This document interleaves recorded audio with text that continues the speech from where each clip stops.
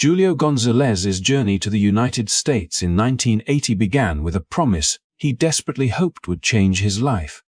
Like thousands who fled Cuba during the Mariel boat lift, he boarded a crowded vessel with nothing but a thin sense of hope and a past he wished he could outrun. When he arrived in Miami, and later resettled in New York, the reality was far harsher than anything he imagined. Instead of opportunity, he found unstable jobs, cramped housing, and a city that often viewed Mariel rivals with suspicion. For many newcomers, the struggle to adapt became a battle against loneliness, culture shock, and economic pressure.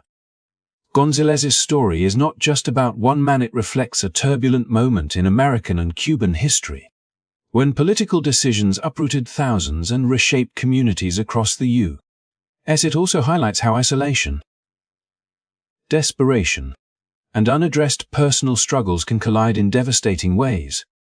By understanding the environment that shaped him, we gain a clearer picture of how someone's life can spiral when support systems collapse and past wounds remain unresolved. As we open this chapter, we explore not only the events that led Gonzalez from Cuba to New York, but also the broader forces that defined the lives of many Mariel immigrants. This context helps us understand the fragile line between hope and despair, and why some fell through the cracks. If you find this story meaningful and want to see more deep dives into pivotal historical events, do not forget to like, share, and subscribe to the channel. Your support helps us bring more insightful content to life. Life in New York quickly became a cycle of exhaustion and uncertainty for Gonzalez, the kind that wears a person down one unnoticed day at a time. After the initial shock of resettlement faded, he found himself in the Bronx, surrounded by crowded streets, aging apartment buildings, and the constant pressure to survive in a city that rarely slowed down for anyone. He moved from one low-wage job to another, factory shifts, warehouse work, odd tasks that paid just enough to keep a roof overhead but never enough to create any real sense of stability. The language barrier kept him on the margins, and the stigma toward many who arrived during the Mariel boat lift made the search for belonging even harder. What he longed for most was a sense of connection, something to anchor him as he struggled to build a new life. That anchor seemed to appear when he met Lydia Feliciano, a woman who worked at the Happy Land social club. Their relationship began in the hopeful way many difficult stories do. They were two people navigating their own challenges, finding comfort in the shared experience of hardship, migration, and the desire to be understood. For a time, Lydia offered Gonzalez a warmth that eased the weight he carried, and he clung to that feeling with an intensity shaped by years of instability. Yet as months passed, their connection began to fray under the strain of financial stress, emotional volatility, and the unpredictable rhythm of life in the Bronx. Lydia's world was different from his, her social network broader, her sense of independence firmer, and their differences gradually widened into a divide that neither of them could bridge. The more their relationship deteriorated, the more Gonzalez felt the ground shifting beneath him. He struggled to understand why the closeness they once shared had faded, and the fear of losing the one constant in his life became a source of deep frustration. Lydia, meanwhile, began to step back, recognizing that the instability surrounding him was starting to spill into their relationship in ways she could no longer manage. Arguments grew more frequent, small disagreements escalating into moments that left both of them emotionally drained. She eventually made the decision to reject him, not out of cruelty but out of a need to reclaim her own peace. For Gonzalez, the rejection felt like another door closing in a country where so many had already been shut. The Bronx, with all its noise and movement, suddenly felt colder and more isolating, as if the city had swallowed the last of his hope. The breakup left a void he could not fill, intensifying the loneliness that had trailed him since his arrival in the United States. While others around him found ways to adapt, to build new communities, or simply to endure, he found himself slipping into a darker sense of displacement. Every reminder of Lydia, her workplace, the people she knew, even the club itself became tied not to the comfort he once felt but to a growing edge of loss. Though life continued around him as always, Gonzalez moved through it with increasing detachment, carrying the weight of disappointment, isolation, and unresolved inner turmoil. The break with Lydia marked a turning point. Not simply the end of a relationship, but the unraveling of the fragile emotional structure he had built to survive. It was within this unstable state, shaped by the hardships of migration, poverty, and personal struggle, that his path took a more troubling direction, setting the stage for the events that would follow. The night of March 25, 1990 unfolded with a tension that had been building for months. Shaped by countless unresolved moments between Gonzalez and Lydia, what began as another attempt by him to reconnect, driven by a longing for the closeness they once had, quickly spiraled into yet another argument inside the crowded Happy Land social club. Music pulsed through the narrow rooms. People moved shoulder to shoulder, and in that charged environment, their emotions clashed with a force neither of them could contain. Lydia, exhausted by the strain of their past and the emotional weight that seemed to follow him everywhere, refused to engage any further. When the confrontation drew unwanted attention, the staff escorted Gonzalez out, leaving him standing alone in the chilly early morning air of the Bronx. It was a moment that crystallized everything he feared most: rejection, humiliation, and the sense that life in this country had given him little but disappointment. Outside the club, the night felt heavier than usual, the streetlights casting long shadows across the sidewalk where he lingered, unsure of what to do next. The sounds of laughter and music drifting from inside only deepened the feeling of exclusion. Every fragment of his journey, from fleeing Cuba with uncertain hope to struggling in the Bronx and losing the one person he believed understood him, seemed to converge in that instant. His emotions, already fragile, tipped toward a volatile mix of hurt and anger. He walked aimlessly for a short while, replaying the argument in his mind, each detail amplifying his frustration. The more he dwelled on it, the more convinced he became that he had been pushed aside, not just by Lydia but by the world he had spent a decade trying to fit into. It was during this restless wandering that he spotted an abandoned container lying near a gas station. An object that in another moment would have meant nothing. But now, fueled by a surge of emotion he could no longer temper, he picked it up and stepped inside the station. With only $1 in his pocket, he purchased enough gasoline to fill the container partially, the cashier hardly glancing at him as the transaction took place. The simplicity of the moment contrasted sharply with the storm building inside him. As he walked back toward the club, the weight of the container seemed to mirror the intensity of his thoughts, each step carrying him closer to a decision shaped not by clarity but by a deep sense of grievance. Around 3:30 a.m. Gonzalez returned to the front of the Happy Land social club. The lively energy inside continued, unaware of his presence, unaware of the emotional turmoil unfolding just outside its doors. He stood there for a moment, breathing heavily, the cool air unable to calm him. The words he muttered, his declaration that he would shut this place down, were not shouted, but spoken with a conviction born from a night of spiraling frustration.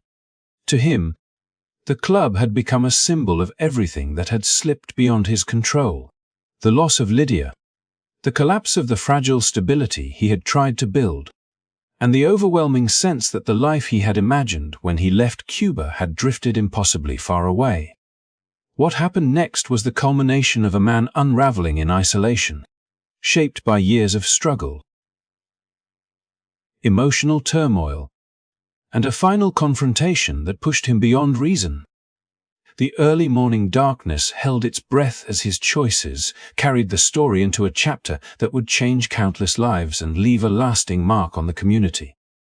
The moments that followed his return to the club carried an unsettling stillness.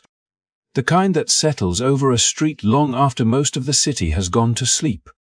Inside the Happyland Social Club, the celebration continued, unaware of the emotional storm gathering just beyond the doorway. Gonzalez stood at the base of the narrow entrance, the container in his hand, the weight of his choices pressing down on him with every breath. For years he had struggled to find his footing in a country that seemed to offer opportunity, but often delivered only hardship. And now, after the argument that severed the last fragile tie, he felt he had left. His emotions pushed him toward an irreversible edge. The staircase leading to the second floor was the club's only path in and out, a narrow wooden structure worn from years of use. As music and voices echoed above, he began pouring gasoline across the steps, the strong scent rising sharply in the confined space. The liquid soaked into the wood, pooling along edges and corners, its presence transforming the entrance into a corridor of danger before anyone inside could sense the shift. The act was brief, unfolding so quickly that the people upstairs dancing, talking, celebrating remained enveloped in the illusion of safety. When he finished, he stepped back, the night around him quiet except for the muffled beat from inside. With a single motion, he set the gasoline alight. Flames erupted instantly, feeding on the fuel-soaked steps and climbing with alarming speed. In the first moments, the fire was contained to the entrance, a sudden blaze that crackled in the darkness. But the staircase acted as a channel, drawing smoke upward toward the crowded dance floor, where the atmosphere changed almost immediately.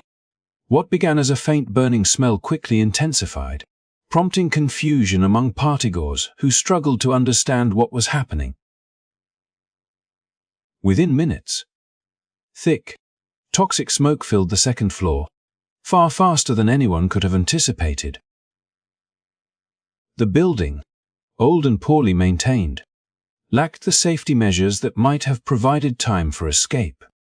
There were no fire exits to offer an alternative route down to the street, no windows large enough to climb through, no alarms to warn them, no ventilation to slow the smoke's advance, no sprinklers to hold back the flames. The club, long operating outside compliance, became a trap in a matter of moments. As the smoke spread, visibility vanished, replaced by darkness and disorientation. Panic rose as people tried to reach the staircase, only to find it engulfed by heat and flames. Voices shouting for help blended with the relentless hum of the music system that continued to play. Unaware of the emergency unfolding around it, the space that had moments earlier been alive with celebration turned into a place of fear as guests struggled to find air, the toxic fumes overwhelming them before they could locate an escape route. The fire outside continued to grow, consuming the only path out and sending more smoke upward. From the street, the building appeared deceptively quiet, the intensity of the situation hidden behind its brick walls. But inside, the lack of safety infrastructure had transformed an accidental lapse into a catastrophic moment.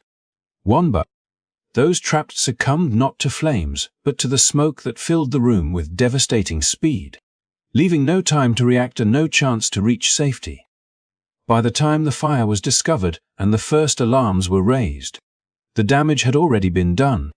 In a span of minutes, the club became the site of one of the most tragic incidents the city had ever faced. A devastating reminder of how fragile life can be when danger meets neglect. When firefighters finally arrived on the scene, the street outside was chaotic with the sounds of sirens, shouting neighbors, and panicked survivors. Yet the moment they stepped through the entrance of the Happyland Social Club, the world fell into an eerie stillness. Inside, the air was thick with smoke and the stench of burned wood, but the usual signs of life, the laughter, music, and movement were gone, replaced by an unsettling silence that weighed on every responder. Bodies lay strewn across the floor, victims of the relentless smoke that had claimed them before they could flee.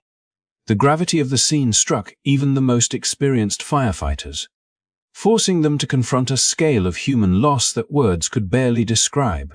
Every step they took was careful, deliberate, as if the building itself demanded solemnity for the lives that had been extinguished within its walls. The aftermath of the fire revealed a tragedy that reverberated far beyond the immediate neighborhood. In the history of New York City, few events could rival the magnitude of the loss here. Comparisons were drawn to the 1911 Triangle Factory fire, a century-old catastrophe that had also claimed the lives of scores of workers in a preventable inferno. Yet what made the Happy Land fire so profoundly shocking was not only its death toll, but the intimate scale of the community it devastated. The club had been more than a place to gather and celebrate. It had been a lifeline for many Honduran immigrants, a space where they could preserve traditions, share stories, and support one another far from their homeland. Within hours, entire families were grieving multiple losses. Friends mourned companions, and the once vibrant community felt fractured beyond repair. The human toll was not just numerical, it was woven into the lives of those left behind, a lingering shadow of trauma that could not be measured in statistics alone. For the first responders, the experience left indelible scars. Firefighters recounted the overwhelming odor of smoke, the eerie quiet punctuated by cries of the few who survived, and the impossible sight of so many lives ending in a confined space. Many struggled with nightmares and anxiety in the days and months that followed, their memories of the scene etched with painful clarity. The emotional weight of witnessing such concentrated tragedy tested even seasoned professionals, reminding them that heroism often comes with the burden of bearing witness to humanity at its most vulnerable. The event became a somber lesson in preparedness and the consequences of neglect, exposing the deadly combination of human danger, flawed infrastructure, and insufficient safety measures.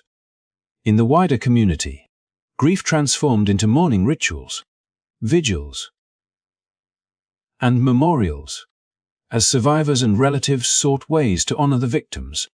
The Honduran population, tightly knit and resilient, rallied together to provide comfort, resources, and support for those affected, even as the absence of loved ones left empty spaces in homes, workplaces, and hearts. Each name lost carried a story, a presence once felt in the rhythms of daily life, now remembered in collective memory and memorialized in the quiet corners of the city.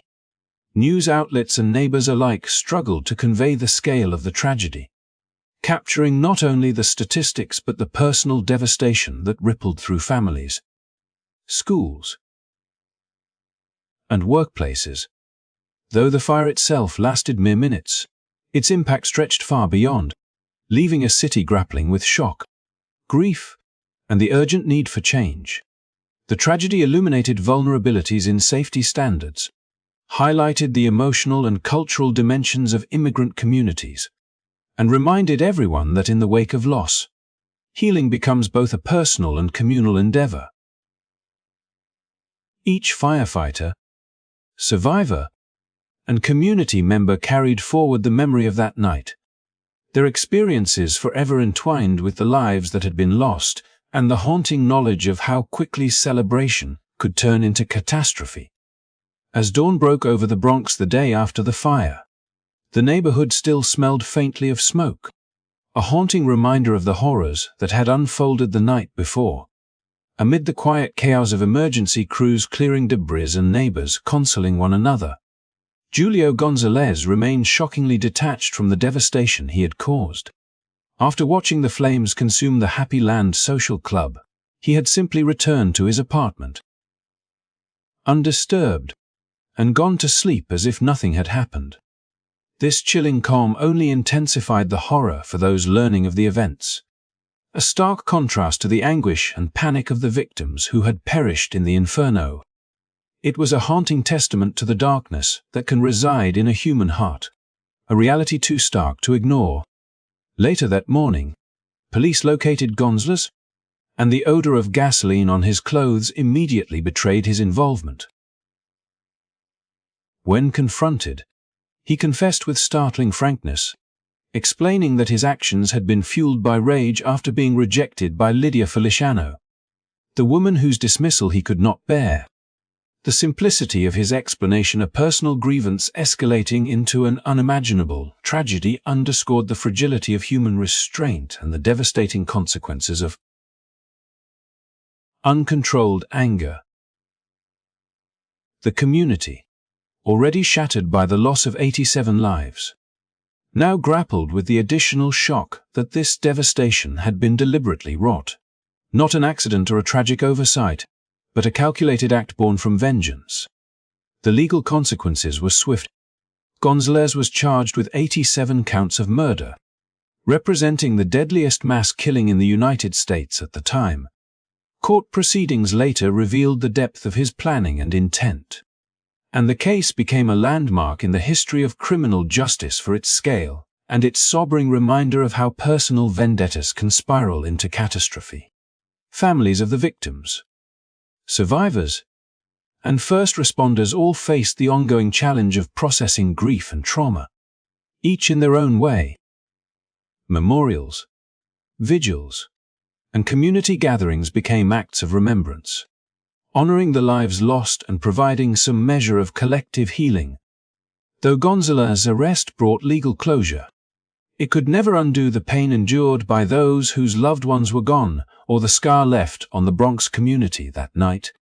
As we reflect on this tragic chapter, it serves as a sobering reminder of the human cost of unchecked anger and the importance of community, vigilance, and empathy. Every life lost at Happyland carried a story, a presence that shaped families, friendships, and the vibrant cultural fabric of the Bronx. Remembering their stories keeps their memory alive and reminds us all of the fragility of life and the value of compassion toward one another. Thank you for taking the time to hear this story. If you found this account meaningful, insightful, or moving, please consider liking this video and subscribing to the channel for more historical accounts and true life stories that explore both the darkness and resilience of the human spirit. Your support helps us continue to share these narratives with care, respect,